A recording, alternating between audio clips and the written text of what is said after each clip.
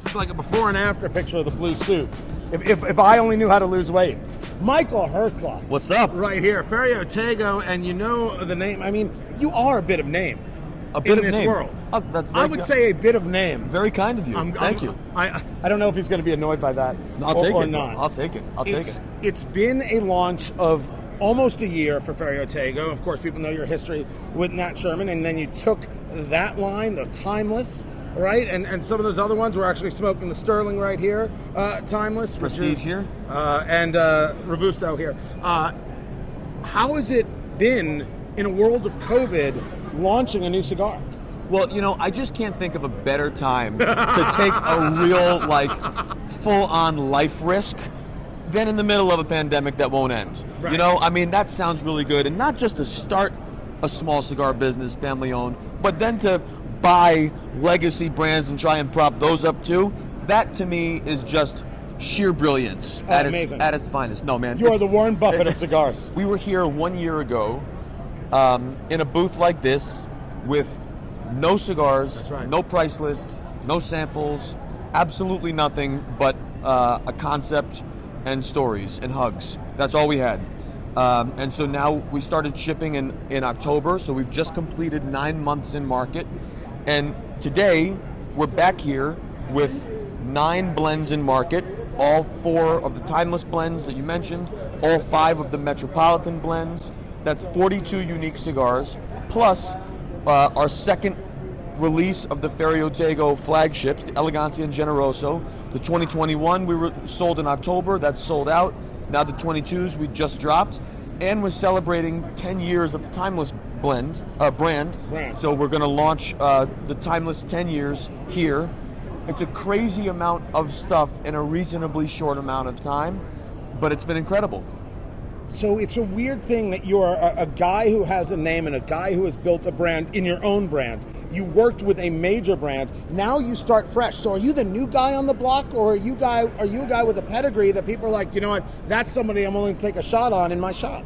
Whatever it is, it's unique to us. And our story, this Ferio Tego story, it's a completely unique, inimitable story. So I'm now 24 years. You're only 24 years old. It's strange, Look isn't at it? you. Right? I walked Look out of at my that. mother's womb and started selling. In some ways, this is year 24. In other ways, this is 9 months and we're brand new. And that is the sort of identity crisis that I've struggled with, to be perfectly honest with you. But whatever it is, identity crisis or not, it's what makes our story so authentic, and it's what makes it unique. And thank God, having 20 years, having 9 years with Nat Sherman, being behind these blends and creating them the first time, I think there is that history and proven trustworthiness that I was able to demonstrate over those 9 years with Nat Sherman that lends itself to the authenticity of Ferio Tego moving forward. One of the things about Ferio Tego, you talk about having the second release of the Elegancia, and Richard Payton, cigar sommelier at Blend Bar Cigar, where we record Eat, Drink, Smoke, has talked about that being really just a wonderful iteration, hitting it right on the head. You just came out with it. You've now come out with another version of it. What do you, as a blender, what are you saying to yourself where you're like, you know what, I like what I did, but I could have done it better? What hit you to do different? With Ferio Tego, what we have done with this project is to allow ourselves every year to release it again and tweak.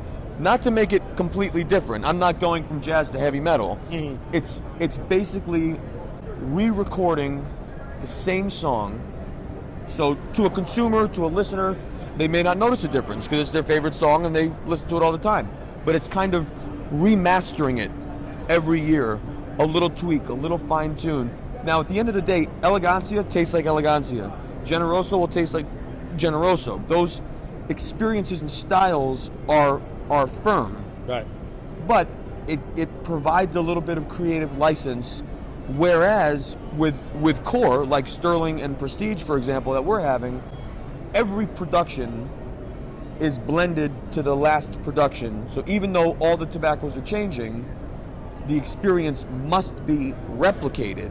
With Elegancia and Generoso, we're not blending to the last production. It's an opportunity to do it again, as opposed to replicate. Cigars got huge because of COVID. People had more expendable income in a lot of ways. They weren't in dealing with commutes. They had more free time. We saw smoking go up. We saw the industry move up. What is the take looking at the industry going into the rest of 22 and throughout 23? I think the industry is in great shape for a few reasons.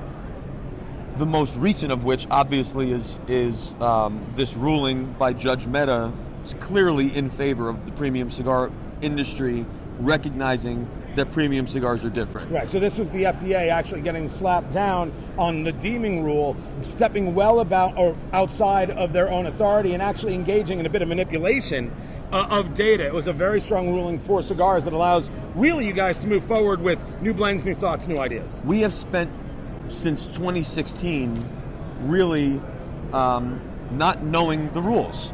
Right. Always subject to this idea of fear and the unknown. And it's very difficult to grow a business when you don't know what's coming around the corner. Now I think we have, for the first time in almost a decade, I think we have a sense of a playbook. Right. We know what we can do, we know what we can't do, and so let's start growing and getting back to business. So that's a huge win for the industry. I also think when you look at the boom and what occurred during COVID, it was not the same as the boom that occurred in the 90s. We're a much more disciplined, sophisticated industry compared to where we were in the 90s. So we were able to navigate that boom, I think, in a much more meaningful way, maintain quality. I think that was a big win for our industry. But the thing that I'm most excited about, I'm in New Jersey, New York, Northeast Metropolitan. When COVID first hit in March, consumption plummeted. Respiratory illness, and people just said, forget it, I'm not smoking. But things started warming up and they were still home and they said, you know what, I'm going to smoke a little more. And so consumption patterns changed because most professionals who were going to work every day, they built their consumption around where they worked. But now they worked where they lived, and so you had this new consumption pattern. And so now there are these opportunities where people can enjoy a premium cigar in their new converted garage, in their new man shed, in their basement. Like, people found ways to consume at home. And so even though they're migrating back to their favorite stores and favorite lounges, the fact that we have the ability to consume at home is going to maintain a certain increased level of consumption and volume, which can only be awesome for our industry. It is. Michael Herklots. Here, where do people find you? Share that info. Yeah, please, you can follow us at Ferio Tego on Instagram and Facebook, and Ferio Tego Cigars on Twitter, and Michael Herklots on all platforms. And thank you for your support, and we're super grateful. Good stuff. Bro, thank you. Absolutely. Thank you.